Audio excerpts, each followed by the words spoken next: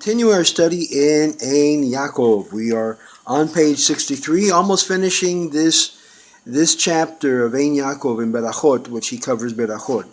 So we're looking at Bide Your Time on page 63. So if you're joining me in this Yacov study, we are going to go through the whole entire book. It's a very thick book, but very informative and very filled with wisdom and the understanding of our sages. Rabbi Avin Halevi said, "Whoever presses his luck before its time will forfeit it entirely."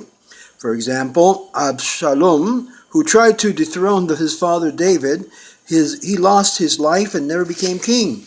But whoever waits for the right time will be able to survive the hour of his bad fortune, as in the case of Rabbah and Rabbi Yosef. For Rabbi Yosef was called Sinai, because he had memorized word for word a vast number of Mishnahot and Baratot that was taught on Mount Sinai. And Rabbah was called Okeharim. He was an uprooter of mountains, because he was a profound thinker and a keen analytical mind. The time came that when a new head of the yeshiva had to be appointed, the disciples inquired of the authorities in Eretz Israel, choosing between Sinai or Okeharim. Whom should we select to be the Rosh or the head of the yeshiva? They received the following answer: choose Sinai.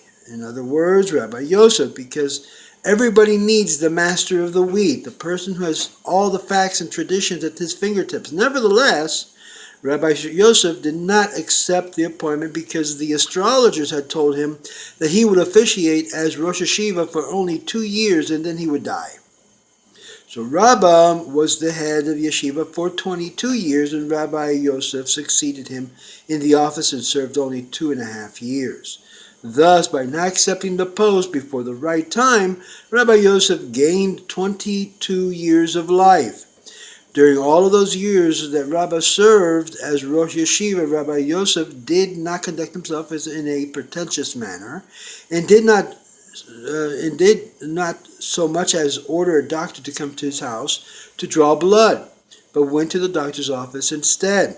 Rabbi Avin Halevi further said, "What is it meant by the verse, 'May God answer you in the day of your distress'? May the name of Jacob's God make you impregnable." Psalms or Tehillim chapter 20 verse 2. Why does it say Jacob's God and not the God of Abraham and Isaac? This comes to teach you that when an owner of the beam wants to move it from one place to another, it should take hold of the heaviest part of the beam. So too, Yacov, the immediate ancestor of the Jewish people, should be the one to pray for his children.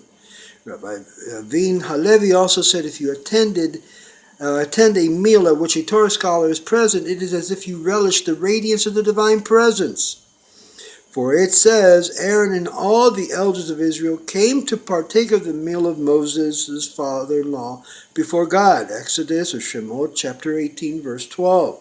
The Gemara asks, why does it say that they ate before God, when in fact they ate before Moses? And the Gemara answers, this comes to teach you that if you partake of a meal which a Torah scholar is present, it is as if you enjoyed the radiance of the divine presence, the Shekinah. Now this is interesting because it is here where people can be actually blessed and really be filled with the radiance of the divine by simply learning Torah or having a meal with a Torah scholar. The Torah insights the scholar relates to elevate guests as meals to a spiritual level that is comparable to enjoying the radiance of the Shekinah, says Rokiach. And it's interesting that we look at this combination, that when you are entertaining and invite, we've seen this in some of the other passages, you invite Torah scholars, you support Torah scholars, you Torah teachers, you partake of the blessings of that knowledge and that wisdom. May we learn this and stop fighting each other and understand that we all have something to contribute in this world to make it a better place, a more holier place, a more unique place to create for the presence of the divine to reside in every corner of this world. He does, and he is present. The only thing is that people don't recognize that he's there. And when you bring that out from the darkness. It's lighting a match. It's lighting a candle. It's actually illuminating the world. And if you can see what's happening out throughout the world, there is such an immense light that is shining. This is the reason why the forces of darkness repels. They extract, they come back, and they're trying to, it's like a big struggle that's taking place. It's a wonderful time to be alive, because we see this happening in every part of the world.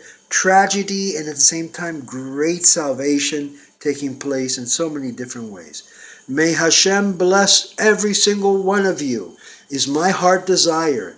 And that all Israel will be able to be completely united in Torah, and that all the squabbles and squealings and infights would end and cease. And at that very moment will burst on the scene the Emet HaMashiach, which we all really desire for. Shabbat Shalom. And remember, this parasha this week is Vayechi, he lives. Shalom.